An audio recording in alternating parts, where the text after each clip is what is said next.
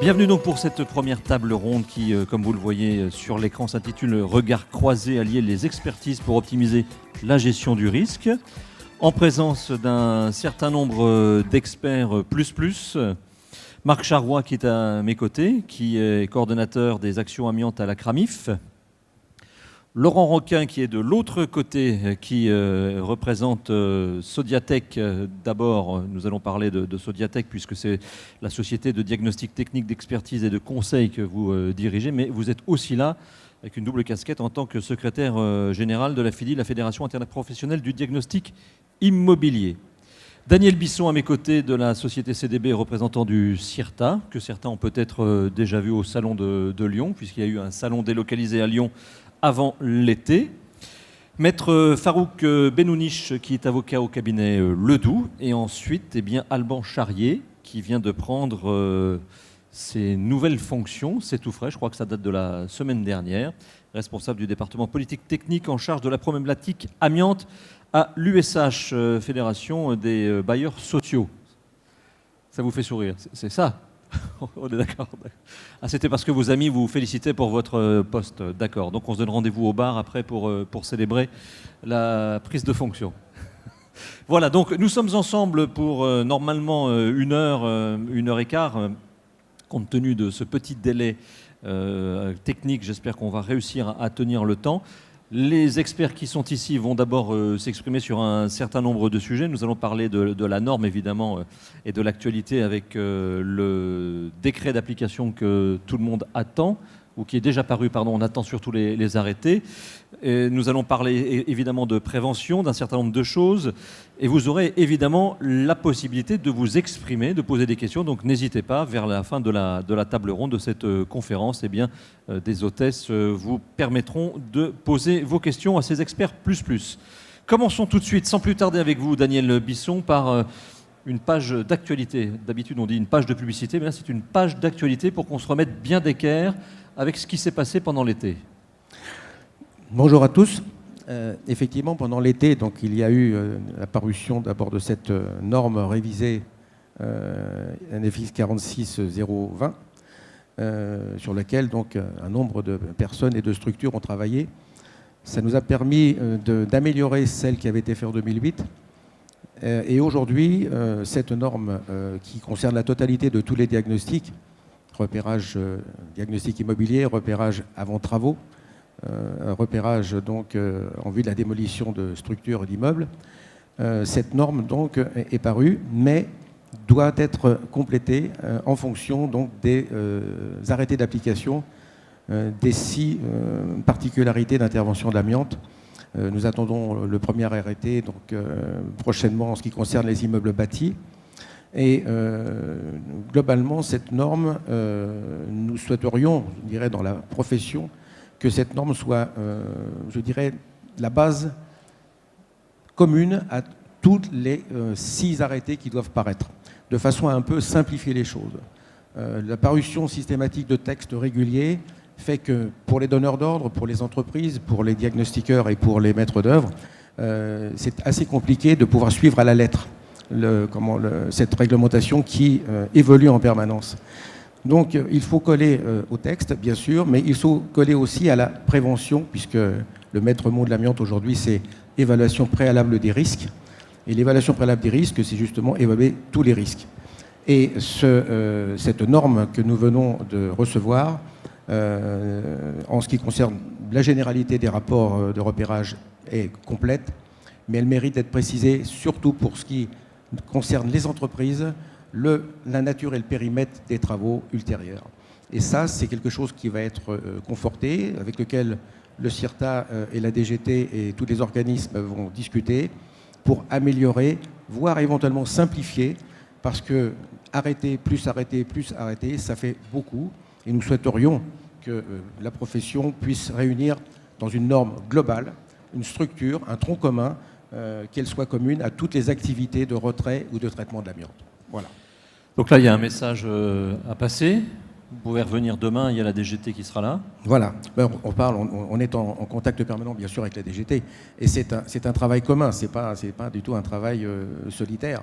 Le CIRTA regroupe les entreprises, les maîtres d'œuvre, les diagnostiqueurs, les centres de stockage des déchets, les laboratoires. Donc c'est un syndicat interprofessionnel. Et donc nous travaillons tous ensemble pour essayer d'améliorer et surtout de clarifier la réglementation. On peut comprendre que pour les donneurs d'ordre, la réglementation amiante est un peu complexe.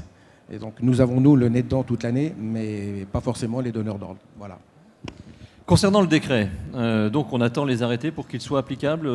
Alors après on pourra faire un point avec le juriste qui est là, mais tant qu'il n'y a pas de décret, voilà, tant qu'il n'y a pas de décret, nous restons sur le 44-12-97 du Code du travail du décret du 4 mai. Et aujourd'hui, donc, le donneur d'ordre doit donner les éléments amiante donc, pour évaluer le risque et faire l'évaluation des travaux de désamiantage par rapport toujours à cet article du Code du travail, le 44-12-97. Voilà. Donc, dans cette attente, même si le décret est passé donc, en avril, on ne peut pas l'appliquer tant que l'arrêté d'application n'est pas promulgué, que nous attendons et sur lequel d'ailleurs nous sommes en train aussi de donner un avis consultatif vis-à-vis de la DGT et des pouvoirs publics. A-t-on une petite idée de l'horizon auquel ce décret d'application, les arrêtés seront, ou le premier concernant les bâtiments? Le premier bâtiment, donc on attend normalement dans les 3 mois qui viennent donc d'avoir une véritable vision définitive, un texte donc, qui sera donc, accepté par les partenaires et vraiment proposé. Maintenant, la réglementation prévoit que ça sera donc jusqu'en 2018 que l'on attend les autres décrets d'application. C'est pour ça qu'on souhaiterait que cette norme, qui en fait a été révisée avant la parution des arrêtés, va elle-même faire l'objet d'une mise à jour, justement en fonction de ces arrêtés. Et notre souhait, ça serait bien évidemment que cette norme devienne un tronc commun, et pas spécifiquement donc dans Ramasse Tout, mais un tronc commun pour pouvoir traiter les sujets et orienter toutes les entreprises qui vont intervenir dans leur cadre spécifique de retrait d'amiante. À l'écran, nous avons un article avec surtout en sa partie finale une notion importante qui est introduite, c'est sur la quantité estimée. Alors, sur la quantité estimée, personnellement, j'ai revu la norme hier toute la journée, essayer de faire une synthèse sur la différence entre celle de 2008 et celle de 2017. On ne parle pas de quantité estimée, on parle uniquement de quantité de prélèvement. Donc ça, c'était déjà donc, dans la première norme. Donc le donneur d'ordre ne peut pas donc, imposer un nombre de prélèvements au diagnostiqueur. Le diagnostiqueur doit par contre, lui, bien évidemment, estimer et proposer quelque chose. Mais on ne peut pas véritablement forfaitiser ces prélèvements. Mais c'est le seul moment où on parle de quantité. On ne parle pas de quantité de surface ou de support, on parle uniquement de quantité de prélèvement. Voilà, on en a parlé dans le 97.5, mais pour l'instant, ça n'est pas encore, la norme n'a pas pris en compte cette particularité. Néanmoins, ça va rentrer, ça, dans l'application. Vous êtes un peu interrogatif, dubitatif. Un peu interrogatif, parce que à ce moment-là, la quantité de matériaux ou de supports en termes de surface, en termes de traitement, on va avoir peut-être une qualification supplémentaire à demander aux diagnostiqueurs. Ça serait à ce moment-là de devenir des économistes de la construction. Parce que c'était véritablement un métier extrêmement complexe, mais c'est proche de l'architecture. C'est comme quand on fait un diagnostic de déchets avant démolition. Un diagnostic déchets, il faut connaître parfaitement la structure d'un bâtiment. Et la structure d'un bâtiment, ce n'est pas uniquement un diagnostiqueur formé à l'amiante, c'est un homme de l'art et en général un économiste. Bon, bien sûr, l'architecte ou d'autres maîtres d'œuvre, mais du moins des gens parfaitement qualifiés. Donc estimer une quantité, pour l'instant, nous sommes en train d'en débattre et on verra effectivement comment l'appliquer. Alors je me permets, puisque là, visiblement, il y a un point un peu intéressant de discorde, de discussion, de passer tout de suite la main à Laurent Roquin, puisque quand même, c'est un peu le sujet qui vous concerne. Comment vous l'aviez comprise, vous, cette phrase dans sa première version? C'était la quantité estimée de matériaux susceptibles de contenir l'amiante à l'intérieur même du bâtiment. Alors, vous l'aviez comprise comment? Alors, je tiens à préciser que l'opérateur de repérage, jusqu'à présent, était un homme de l'art certifié pour exercer, qui n'avait pour objectif de détecter, de mettre en évidence, de localiser l'amiante dans une action de repérage.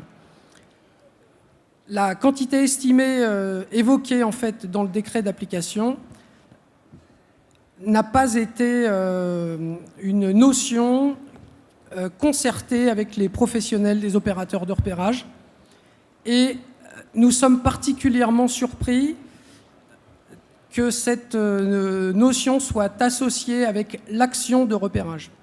Il nous paraît... Pardonnez-moi, vous voulez dire que dans tous ces travaux de concertation qui ont mis du temps à pondre une norme, ça a été glissé au dernier moment sans qu'on vous en parle? Soyons clairs. En tout cas au sein du syndicat de la FIDI et du groupe de travail amiante, aucune disposition en fait, d'avertissement ne nous a été présentée et du coup il n'y a pas eu effectivement de concertation qui nous a permis d'avertir et de dire attention, ce sont pour nous deux actions différentes et qui auront du mal à se mettre en évidence dans la même action en fait. Au moment où on fait le repérage, d'estimer en fait la quantité d'amiante, c'est compliqué. Donc certainement ça sera à nous de redéfinir en fait le périmètre de nos missions, un premier volet repérage et un deuxième volet couplé avec une dimension en fait que nous devrons apprendre à maîtriser, celle de l'économiste de la construction, effectivement, qui reviendra sur site après l'opération du coup de repérage de localisation et d'élaboration du rapport pour affiner et définir les quantités estimées. Cette dimension, nous l'avions évoquée en commission de normalisation auprès des instances ministérielles, qui nous a précisé que un texte en fait serait certainement précisé, défini pour définir en fait la façon dont devront s'organiser l'estimation des quantités. Très bien, je reviendrai vers vous dans quelques instants. Daniel, on termine, si vous le voulez bien, sur cette page d'actualité, donc avec la mention de communication dans les marchés publics. Ça change beaucoup de choses, ça? Vous allez prendre le micro, si vous voulez bien, Daniel Bisson.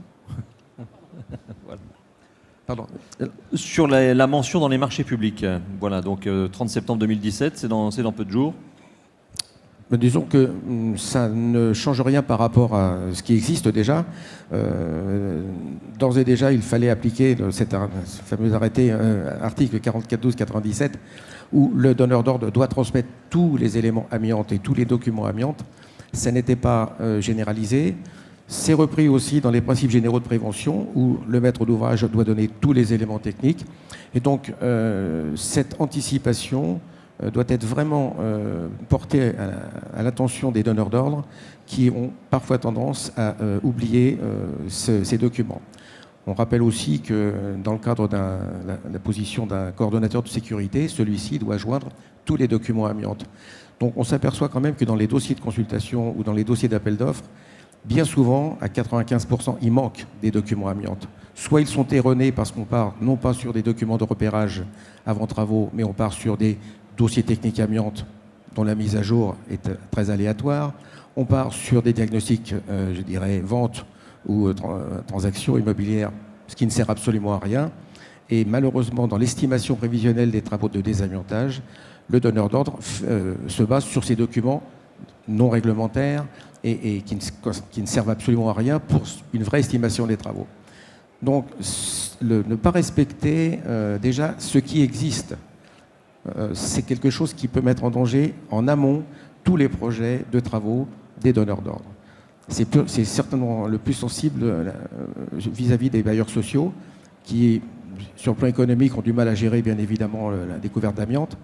Mais si c'est mal conçu, si c'est mal étudié, si les documents en amont ne sont pas correctement constitués, c'est forcément à terme un problème qui risque de devenir un échec, car le chantier des amiantages, s'il est en priorité, donc l'action numéro 1 sur un chantier de bâtiment, si ce chantier est arrêté, ça coûtera beaucoup plus cher qu'un diagnostic qui aurait dû être fait correctement en amont. Donc l'évaluation préalable des risques, elle n'est pas que pour les désamianteurs, elle est également pour les donneurs d'ordre.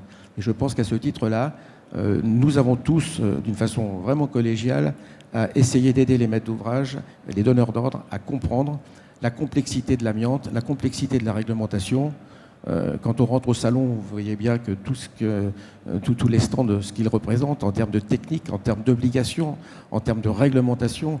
Et donc, nous devons vraiment aider les donneurs d'ordre à comprendre l'amiante pour que l'anticipation soit le maître mot. Alors, anticiper avec la réglementation actuelle dans l'attente des arrêtés, ça marche très bien. Donc, il y aura simplement une précision complémentaire. On pourra parler du RACO tout à l'heure, sur ce que l'on souhaite voir comme évolution sur ce rapport de repérage avant certaines opérations. Là aussi, je dirais, il y a un accompagnement à faire. Ce rapport de repérage avant certaines opérations n'est pas un document définitif. Par essence même, un maître d'ouvrage qui veut faire des travaux va faire un programme général. Et bien, le programme général, on ne peut pas faire un rapport de repérage avant certaines opérations sur un programme général. On n'a pas le cahier des charges de tous les corps d'État. Donc ce RACO devra être évolutif et l'opérateur de repérage devra accompagner pendant toute la durée du chantier le donneur d'ordre et l'architecte, ce qui est maître d'œuvre général. Mais il devra vraiment l'accompagner parce qu'on aura sans arrêt des découvertes. Le maître d'ouvrage peut changer la nature et le périmètre des travaux en cours de programme. Et donc s'il change la nature et le périmètre, il faudra adapter, bien évidemment, les recherches. Un autre point, si vous me permettez, parce qu'il est important, c'est l'interdiction aujourd'hui et l'impossibilité vraiment sanitaire de faire des prélèvements et des sondages destructifs en milieu occupé. Donc ça veut dire qu'il y a des obligations de restituer des sites après sondage, mais avec un taux d'empoussièrement contrôlé. Donc ce sont des vraies opérations lourdes. Et bien évidemment, quand les locaux sont occupés, on ne peut pas le faire. Donc on ne pourra faire ces diagnostics ou ces sondages qu'ultérieurement, une fois que les locaux seront mis à disposition. Donc il y a une vraie complexité dans le RACO à accompagner le donneur d'ordre, accompagner tous les corps d'État au fur et à mesure, en fonction de la mise à disposition des locaux et en fonction de la nature et du périmètre des travaux définis par le donneur d'ordre. Voilà, on termine avec cette certification. Donc, mais ça, c'est vu, c'est compris pour les diagnostiqueurs. Voilà, c'est assez partagé. Merci beaucoup, Daniel Bisson. Donc, vous reviendrez dans quelques instants. J'aimerais qu'avec mon voisin de gauche, Marc Charrois, coordonnateur des actions amiantes à la CRAMIF, vous pouvez vous saisir du micro qui se trouve devant vous, s'il vous plaît, qu'on fasse un point sur les actions de prévention de la CRAMIF, puisqu'on a fait une page d'actualité. Vous souhaitez, avant qu'on parle des actions de prévention, peut-être nous faire une page aussi d'actualité sur ce que le risque amiante représente. Bonjour. Oui, bonjour à tous. Effectivement, alors ce qui nous guide, nous, au niveau de la sécurité sociale, vous nous connaissez les entreprises en tant qu'assureurs du risque accident de travail et maladie professionnelle. Donc, bien sûr, on va gérer des chiffres liés à la sinistralité, et c'est ce qui va ensuite nous permettre de tarifer. Mais au-delà de cette action de tarification, il y a aussi, bien sûr, des actions de prévention qui consistent à accompagner les différents acteurs, notamment les entreprises et les donneurs d'ordre, sur des actions qui permettront de réduire cette fameuse sinistralité. Voilà. Alors, je ne vais pas forcément trop m'étendre sur ce que l'on fait au niveau des services prévention. Juste quelques chiffres qu'on souhaitait rappeler, mais ces chiffres-là sont connus, je pense, de beaucoup d'entre vous. Au niveau des maladies professionnelles, c'est 9% des maladies professionnelles, je ne vais pas tous les citer. L'incidence du mésothéliome qui est de plus en plus important au fil des années. Chaque année en France, alors après, il y a des chiffres qui sont avancés sur le nombre de cancers, le nombre de décès. L'Andeva, par exemple, table sur 3000 décès par an. Bon, ces chiffres-là, c'est bien sûr ce qui étaye nos actions, comme je le disais, mais c'est aussi, ça représente également des coûts. Diapo suivante, vous verrez l'impact en matière de coûts. Vous avez donc tout ce qui est réparation, tableau 30 et 30 bis, à hauteur de environ 900 millions d'euros. Vous avez aussi l'AFCATA Et le FCATA et le FIVA, donc à hauteur de 693 et 380 millions d'euros, tout ça nous conduit en gros à un coût total de l'amiante en matière de réparation à environ 2 milliards par an. Donc forcément, ces chiffres-là doivent motiver tout le monde. Et d'ailleurs, si vous êtes là, preuve que ça sensibilise également tous les secteurs d'activité. Au niveau des métiers, alors, bon, le tableau, il est peut-être... malheureusement, on n'a pas prévu de jumelles dans le fond, mais vous allez nous expliquer rapidement. Alors, ce qu'il faut retenir, vous avez un tableau qui présente le nombre de maladies professionnelles par métier, ce qu'on a pu recenser les derniers chiffres 2011, 2012, 2013. Ce qu'il faut retenir simplement, c'est que le BTP n'est pas le seul concerné. Alors, on pense aux activités du BTP, les plombiers et les électriciens, bien sûr, les maçons, les désamianteurs, mais pas que. Il y a aussi pas mal de métiers qui sont hors BTP, dans l'industrie, la métallurgie, par exemple. Donc, ça concerne vraiment un panel étendu de métiers. On n'a pas le sentiment non plus que l'exposition diminue. C'est ce que vous nous montrez avec les différentes couleurs, bleu, rouge, bordeaux et vert. Disons que les proportions, j'allais dire malheureusement, restent les mêmes. Alors, ce qu'on peut dire sur les proportions, et c'est pour ça que c'est difficile d'avoir des chiffres très, très, très précis, parce qu'on sait très bien qu'on est en sous-estimation du caractère professionnel. Il faut quand même rappeler que le mésothéliome, grosso modo, on le détecte à un âge moyen de 70 ans. Et on détecte la moyenne des maladies professionnelles, donc des pathologies, 26 ans après la fin de l'exposition. Donc tout ça nous conduit à ne pas avoir de chiffres très très précis. On ne gère pas des accidents de travail. Là, on gère des maladies professionnelles à très long terme. Donc voilà, au niveau des professions. Donc ensuite, ce qu'il faut aussi voir, c'est que... Merci.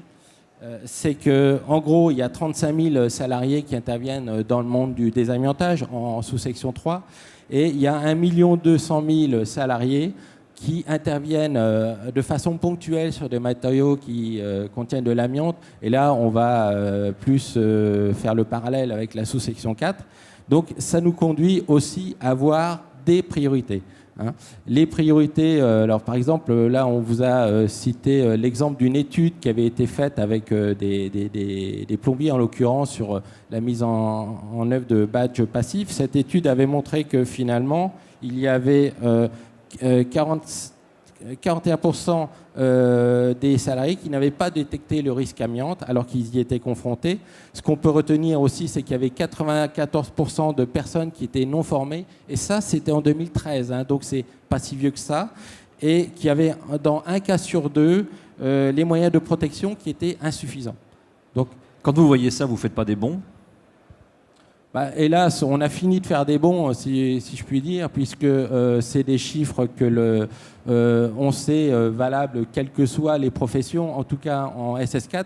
C'est pour ça qu'aujourd'hui, on conduit des actions de prévention qui vont intéresser prioritairement peut-être les entreprises qui interviennent en sous-section 4.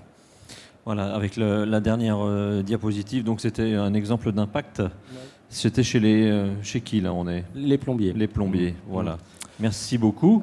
Le chemin à parcourir est long, justement. Oui, alors le chemin à parcourir est long. Alors, comment on travaille précisément ?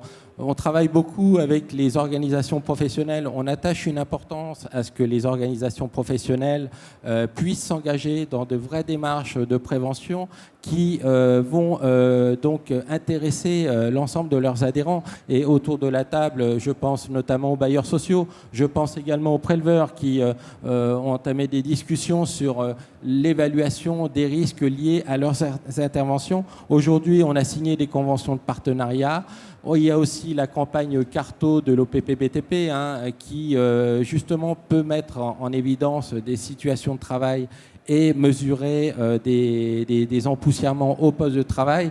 Et j'incite vivement les entreprises présentes dans la salle à s'engager autour de ces démarches via leur organisation professionnelle.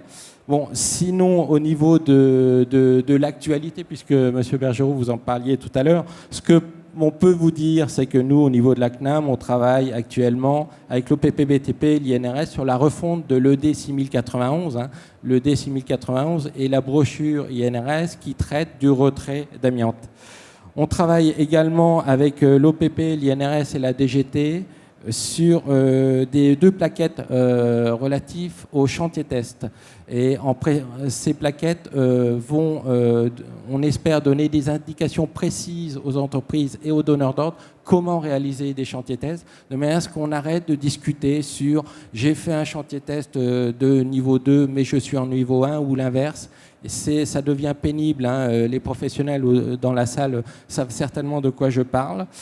Ensuite, on travaille aussi sur une publication concernant l'aérolique des chantiers qui va sortir prochainement sur les entrées d'air de compensation avec l'INRS. Il y a aussi une étude sur les dalles vinyle amiante et le nettoyage. Donc, vous voyez que ça ne concerne pas le BTP, comme je le disais tout à l'heure. Et là, le CIRTA, d'ailleurs, est partenaire de cette 3e étude concernant les dalles vinyles. Les résultats de l'étude, de la 2e étude concernant le nettoyage proprement dit, devrait pas tarder à sortir. Et puis, un point aussi qui intéresse tous les désamianteurs, on travaille avec la DGT sur une plateforme dématérialisée de saisie des plans de retrait qui sera à terme la plateforme unique. Et ça s'inscrit dans l'axe 5 du plan amiante qui concerne donc la simplification des démarches administratives des entreprises. Avec tout ce que vous êtes en train de nous dire, il n'y a plus de raison de ne pas être au fait des obligations légales, réglementaires. L'information est là. Oui, alors j'ai entendu Monsieur Bisson qui faisait, mais pas que, insister sur le rôle du donneur d'ordre. Le donneur d'ordre, il est de plus en plus impliqué par l'amiante. On a parlé de coûts et de conséquences sur les chantiers. Alors effectivement, ça nous préoccupe aussi en matière de prévention.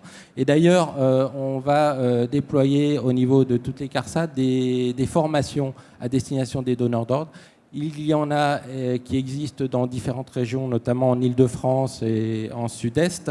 Et ces formations, eh bien, on met l'accent justement sur la nécessité de transmettre des documents que j'oserais dire exhaustifs concernant l'amiante, même si ce terme-là est loin d'être effectif, et pour que les entreprises, justement, puissent intervenir en site occupé ou pas, mais en meilleure sécurité. Vous nous avez parlé beaucoup d'actions de prévention, de formation. La casquette de gendarme, il n'y a plus de répression du tout? Ou alors c'est très très rare, ça arrive véritablement au bout du bout si le chef d'entreprise, par exemple, ne veut rien entendre? Nos actions, alors le service prévention fait des actions de contrôle et de conseil. Alors effectivement, vous avez des actions de contrôle qui sont... elles sont jamais au hasard. Si on intervient quelque part, c'est qu'il y a une raison.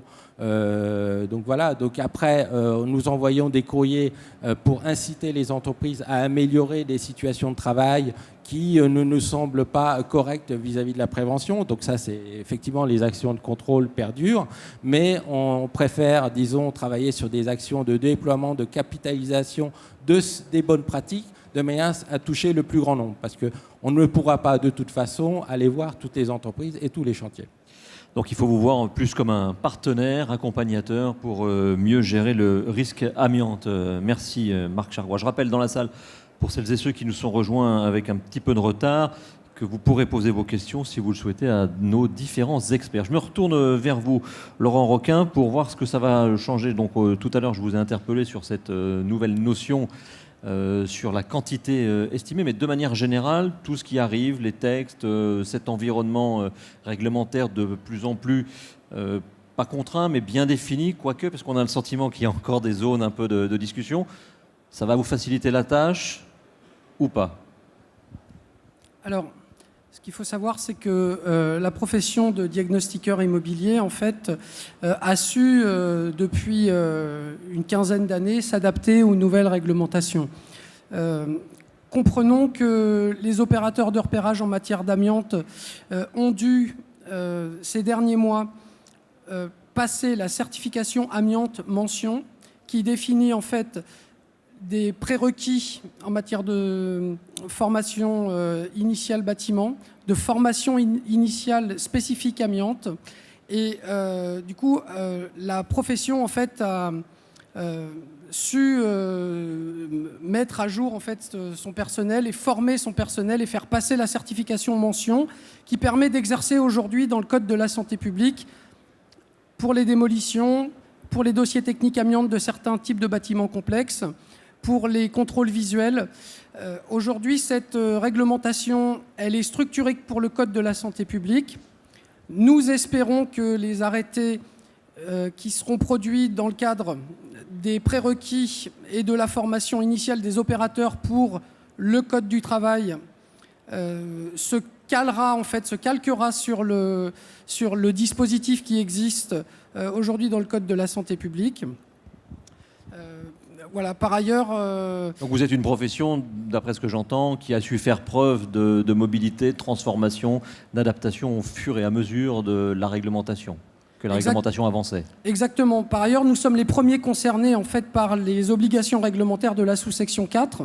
Il faut savoir que les opérateurs aujourd'hui respectent des modes opératoires, des processus qui ont été définis par l'employeur.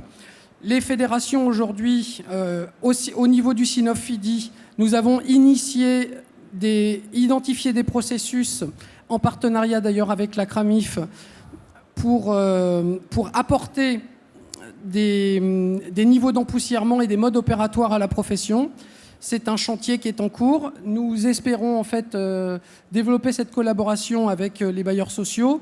Nous recherchons actuellement d'ailleurs des sites et des opportunités pour pouvoir développer d'autres processus et pour pouvoir offrir en fait à la profession les éléments qui serviront de base à la mise en place des éléments de prévention. Si vous aviez quelque chose à... Pardon, Daniel, un mot. Daniel, et puis si vous voulez réagir, et puis je continuerai après. Non, c'est pour compléter, pour que, je dirais, on comprenne bien pourquoi le métier de diagnostiqueur ou d'opérateur de repérage est dangereux. En priorité, celui qui va mettre sa santé en danger, c'est celui qui va faire des sondages. Donc par expérience même, il ne sait pas. Il va prélever. Il va prélever et il n'aura les résultats de la présence d'amiante qu'après avoir eu les résultats du laboratoire. Mais pendant son action, s'il ne se protège pas et qu'il respire de l'amiante, et Dieu sait si dans les premiers diagnostics, j'en ai fait aussi à l'époque en 96, on n'avait pas forcément des protections. Mais par contre, on respirait de l'amiante, on ne savait pas ce que c'était. Donc aujourd'hui, celui qui se met en danger en priorité, c'est celui qui va faire des sondages. Donc il a besoin de se protéger. Et la norme, effectivement, reprécise, enfin, quand même un peu mieux, que l'opérateur doit faire un mode opératoire. Mode opératoire, c'est associé directement avec la sous-section 4. Alors pour ne pas trop charger, je dirais, en termes de réglementation, il faut savoir quand même que le décret du 4 mai, dans ses articles 44, 12, 97 à 124, tous ces articles du Code du travail sont communs aux deux sous-sections. Et quand on voit l'importance de ce que doit faire un opérateur de repérage, les donneurs d'ordre devraient comprendre pourquoi ça coûte cher. Parce que la protection des salariés et la protection des opérateurs en amont, c'est prioritaire. Si jamais ils ne respectent pas ces procédures, simplement leur action de faire des sondages dans des locaux risque de générer des poussières d'amiante. Et ces poussières, bien évidemment, peuvent impacter tous ceux qui vont réintervenir et réoccuper dans l'attente des travaux. Donc un diagnostic avant un RACO ne peut pas se faire dans des conditions, je dirais, d'occupation, de réoccupation après sondage. Il y a des impératifs de santé publique. On doit vérifier que l'opération de sondage n'a pas pollué les locaux concernés par les travaux. Et ça, c'est important. Merci. Laurent Roquin, j'avais une question un peu en forme, non pas de challenge, mais si vous aviez des choses à demander à des maîtres d'ouvrage, et notamment à des bailleurs sociaux, est-ce que vous êtes totalement satisfait des informations qui vous sont données en amont, puisqu'on en a un présent avec nous, ou quelles seraient les pistes d'amélioration encore à creuser? Je ne voudrais pas mettre Alban Charrier en difficulté, d'autant qu'il vient d'arriver, donc voilà, à l'USH. Qu'est-ce qu'on pourrait faire de mieux encore? Parce que je crois qu'il y a des zones sur lesquelles vous trouvez que c'est encore un peu flou.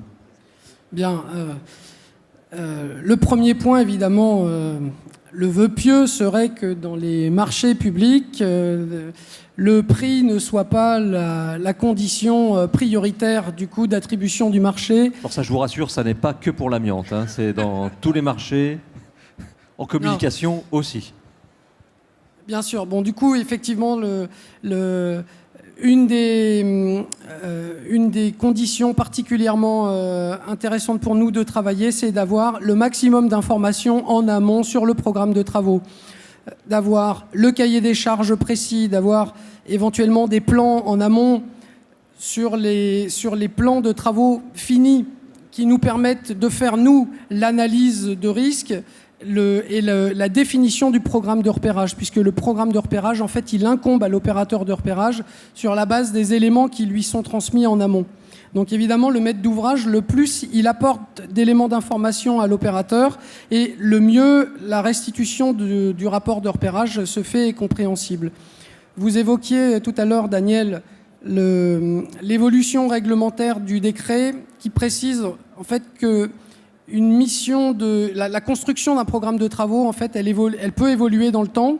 Et par ailleurs, il est précisé dans ce décret, et ça nous l'attendions, que il peut y avoir des spécificités qui sont mises en évidence en cours de travaux ou des réserves qui doivent être levées a posteriori des premières opérations de repérage. Ce qui permet en fait de comprendre qu'une mission de repérage, elle s'inscrit en fait dans le temps et dans la continuité des opérations de travaux. Et ça, c'est très intéressant pour nous parce que ça nous permet de mieux se comprendre entre le donneur d'ordre et l'opérateur de repérage. Alors je vois qu'Alban Charrier a pris des notes. Je vais vous passer la parole pour connaître déjà votre sentiment vis-à-vis de ce qui vous a été demandé, puis de manière générale vis-à-vis de cette norme et de ce contexte réglementaire qu'on a évoqué depuis le début de cette table ronde. Par rapport à ce qu'on vient d'entendre, le donneur d'ordre fait partie de l'équipe et est un élément important de la prévention, on est tout à fait d'accord. Dire que 95% des donneurs d'ordre ne transmettent pas les documents initiaux, je pense que c'est pas tout à fait vrai. C'est exagéré. Non, mais c'est un peu général. Je pense que les donneurs d'ordre ont pris aussi se sont améliorés et travaillent et ont la même difficulté que l'ensemble des acteurs. Hein. C'est que la réglementation amiante est extrêmement complexe. Après, je voudrais juste faire un petit point sur le logement social en particulier. Le logement social, c'est 4,5 millions de logements sur les 29 millions de logements en France. On parle beaucoup de logement social quand on fait ces réunions amiantes parce que l'USH et les bailleurs sociaux veulent participer et avancent. Non pas parce qu'ils sont plus impactés par le problème, simplement parce qu'ils l'ont pris plus à bras-le-corps. Il ne faut pas inverser ce sujet-là. L'amiante, c'est sur tous les bâtiments, tous les donneurs d'ordre. Je pense que les donneurs d'ordre institutionnels et les bailleurs sociaux en font partie, ont énormément amélioré leurs pratiques. Il nous reste encore des choses à progresser. La demande de documents initiaux, effectivement, c'est une problématique. On gère des bâtiments qui, pour certains, datent du XVIe, XVIIe, XVIIIe siècle. La grande majorité des bâtiments du logement social et des bâtiments français sont anciens. Et que, par conséquent, on a un déficit de connaissance des bâtiments et donc une difficulté à transmettre des éléments. Après, les actions qu'ont mis en place les bailleurs sociaux et d'autres donneurs d'ordre, c'est qu'aujourd'hui, une opération de réhabilitation, je suis d'accord avec vous, le diagnostiqueur fait partie maintenant tout au long du chantier de l'équipe qui aide à construire. Les bailleurs s'appuient en grande partie sur des assistances à maîtrise d'ouvrage amiantes, spécialisées maintenant, qui rentrent dans l'équipe au même titre que l'architecte, le CSPS et l'économiste.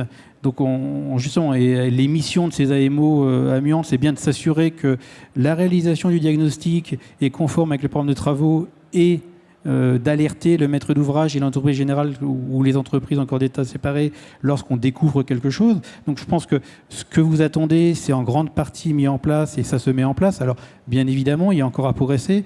Ce qu'on fait aussi, c'est justement essayer de vulgariser la réglementation auprès de tous les adhérents. Et c'est l'USH, c'est 730 adhérents en France. Donc effectivement, c'est du petit organisme de quelques milliers de logements au très gros organisme. Donc la connaissance n'est pas la même, mais c'est notre travail.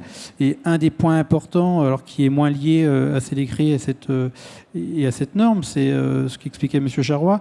Il y a un travail extrêmement important de l'Union sociale et de l'ensemble des bailleurs pour travailler sur la problématique sous section 4. On le voit, c'est 1 200 000 salariés concernés. Les bailleurs sociaux, c'est 200 milliards d'investissements par an. Donc on fait travailler toute la profession et on voyait toute la liste. Et donc on a un travail très fort en partenariat avec la CRAMIF en particulier sur l'Île-de-France, mais avec l'ensemble des CARSAT sur la France, pour travailler à des modes opératoires non émissifs et peu émissifs. Les bailleurs sociaux ou pas ou autres sont à la fois employeurs lorsqu'ils ont des régies. Donc on a les mêmes problématiques que l'ensemble de la profession et on avance. Et je pense que tous ensemble on progresse. Nous on est attentifs avec cette norme. On a une difficulté, on l'a évoqué en aparté, on a aussi une difficulté de monter en compétence des diagnostiqueurs. Effectivement, on n'a pas tous les documents, mais on a aussi une capacité, une problématique de qualité de diagnostic. Et tout ce qui va permettre, et la norme en fait partie, tout ce qui va permettre d'avoir une amélioration de la qualité du diagnostic, une homogénéité aussi des diagnostics, puisque un bailleur ou un donneur d'ordre n'a souvent plusieurs diagnostiqueurs dans le cadre des marchés cadres. Ouais, c'est là où je voulais aussi vous interroger, c'est-à-dire que Laurent Roquin demandait de la part des donneurs d'ordre et des maîtres d'ouvrage de l'information en amont, mais vous aussi, vous demandez à ce qu'il y ait une meilleure gestion des bases de données, puisqu'évidemment, le diagnostiqueur peut changer et ne pas repartir à chaque fois de zéro. Il y a cette difficulté-là, et c'est un problème de la profession, en tout cas diagnostiqueur, donneur d'ordre et architecte et bureau d'études. La gestion de la donnée amiante est une problématique importante. Quand on parle de 4 500 000 logements, voilà, ça dit tout, et 29 millions en France, donc ça nécessite ce point-là. Et je voulais aussi un peu réagir sur la partie prix et appel d'offres. Effectivement, le prix est important. Je pense très honnêtement et très sincèrement que la profession, en tout cas que les bailleurs sociaux responsables ne prennent pas le prix toujours le plus bas, mais essayent d'équilibrer avec un prix et une qualité. Le prix aussi, c'est effectivement un choix du maître d'ouvrage, mais c'est aussi une offre de la profession. Pour avoir vécu ça, lorsqu'on a des membres, des diagnostiqueurs qui font des offres à 15 € pour un diagnostic avant travaux, il est compliqué, dans le cadre de notre réglementation marché public, de pouvoir le sortir facilement, y compris quand on l'interroge pour offre dans le moment basse. Donc la qualité, le prix qui est prêt à mettre le bailleur, effectivement c'est important, mais le bon chiffrage de la part des diagnostiqueurs et une réflexion commune est aussi importante. Merci. Je me tourne vers le dernier intervenant que nous n'avons pas encore entendu, Maître Benouniche, Farouk Benouniche du cabinet Ledoux. Je vais vous demander de vous saisir du micro. Vous êtes spécialisé en santé et sécurité au travail et vous traitez au pénal des affaires liées à l'amiante. C'est bien ça. D'ailleurs, vous étiez il n'y a pas très longtemps à Besançon, je crois, pour celles et ceux qui sont dans la salle, qui ont peut-être suivi ça dans la presse, c'était la semaine dernière. Un cas d'un hôpital, d'un établissement hospitalier, c'est ça ? Oui, c'est une première en France d'ailleurs. C'est la première fois qu'un établissement public en France est condamné pour mise en danger de la vie d'autrui sur une problématique amiante, de respect de la sous-section 4, justement, pour une exposition massive des agents de maintenance, essentiellement, de cet hôpital, et le non-respect par l'hôpital, justement, de tout le pan de la sous-section 4, de la sous-section 2 également, qui est commun aux interventions susceptibles de libérer des fibres d'amiante, et également aux interventions de retrait. Alors vous ne l'avez pas entendu, puisqu'il l'a dit de façon à ce que je l'entende moi peut-être, il a dit « Ah, ça vient ». Voilà, donc petit à petit, de manière peut-être un peu moins directe, on sent que le monde, judiciaire prête de plus attention à ces sujets-là et que les peines commencent à tomber. Tout à fait. En fait, on voit sur le terrain judiciaire une évolution, justement. C'est que il faut bien comprendre une chose, c'est que le premier scandale de l'amiante concernait, avant 1997, les employeurs, d'abord dans un premier temps de la transformation de l'amiante, et ensuite tous les employeurs qui exposaient leurs salariés à l'inhalation de poussière d'amiante à l'époque où l'amiante était encore dans le commerce, était encore utilisée massivement. Là, aujourd'hui, je pense que du fait, notamment, que les pouvoirs publics ont quand même sensiblement tardé à adopter une réglementation draconienne en la matière, puisqu'il a fallu attendre 1977 pour avoir les premiers textes spécifiques au risque amiante, avec des questions c'était pas encore l'interdiction, simplement des seuils limites d'empoussièrement dans les entreprises. Et il a fallu attendre 1997 pour que ce soit interdit, vous le savez tous. Et depuis 1997, on voit que les pouvoirs publics, peut-être pour se racheter une bonne conscience, je ne sais pas, essayent justement de rattraper le temps perdu avec la création, on l'évoquait tout à l'heure, du FIVA, avec la création d'un dispositif ACATA permettant aux salariés de partir un petit peu plus tôt à la retraite lorsqu'il a été exposé, etc., etc. Donc on voit que les pouvoirs publics, déjà, sont beaucoup plus alertés sur la dimension prévention, parce qu'ils ont compris, avec le développement du contentieux civil de faute inexcusable en matière d'amiante, que la prévention, eh bien, mine de rien, ça coûte moins cher que la réparation aujourd'hui. Et bon, on a évoqué beaucoup de sujets depuis tout à l'heure, puisqu'on parlait du diagnostic amiante, des travaux en sous-section 3, en sous-section 4 de la responsabilité du donneur d'ordre. En fait, on a vu un petit peu le panel global de ce que prévoit la réglementation en matière d'amiante. Pour prendre un petit peu de hauteur et comprendre un petit peu les évolutions justement de la réglementation en la matière, il faut rappeler une chose quand même de base. On va quitter un petit peu l'amiante, on va revenir sur les principes généraux de prévention prévus à l'article L4121-1 et 2 aujourd'hui. J'allais le dire, j'allais le citer de tête. Le premier d'entre eux, de ces principes, ça reste l'évaluation des risques. Puisque avant même de pouvoir combattre le risque, encore faut-il savoir quel est ce risque.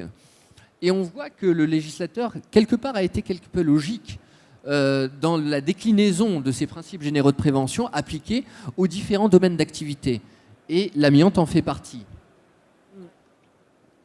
Dans la section 3, qui contient toutes les règles propres au risque amiante, on voit que effectivement la base, le fondement de l'évaluation des risques, eh bien, c'est le diagnostic, c'est le repérage.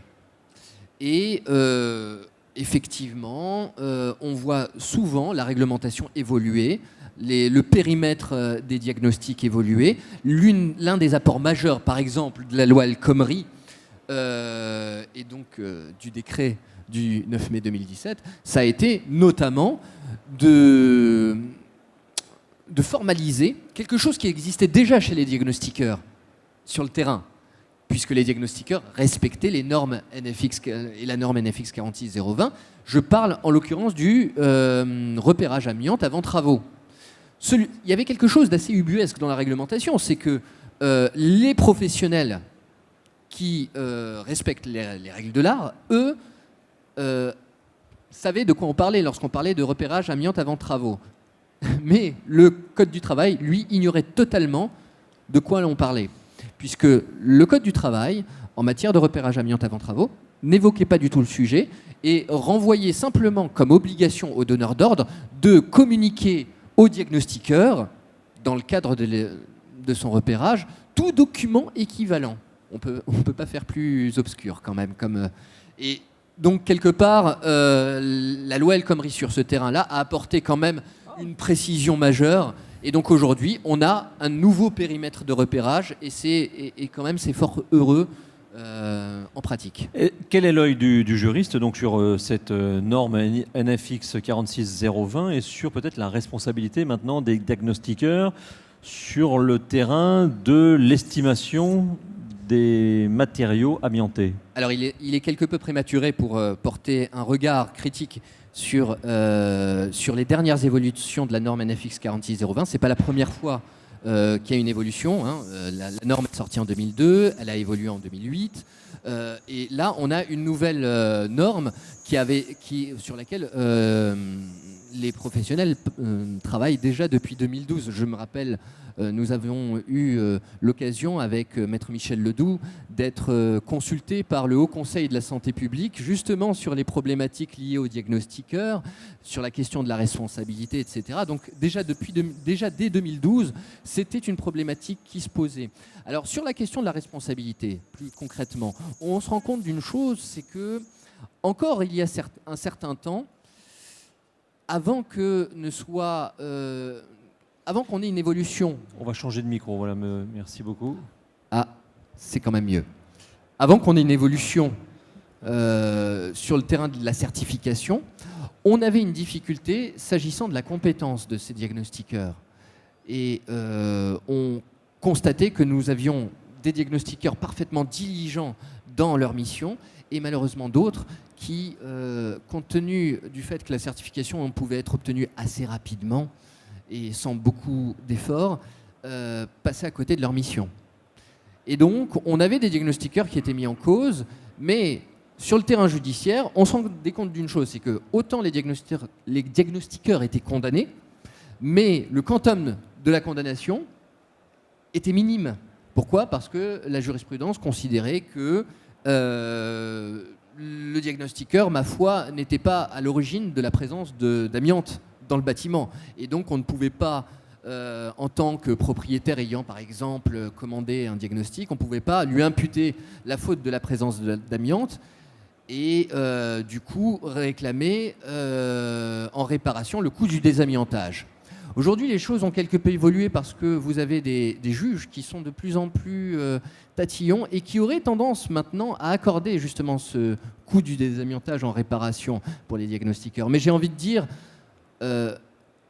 sur le terrain judiciaire, en tout cas, c'est pas vraiment les diagnostiqueurs qui sont le plus inquiétés. Ce sont plutôt les donneurs d'ordre et les entreprises de désamiantage. Je pense que il y en a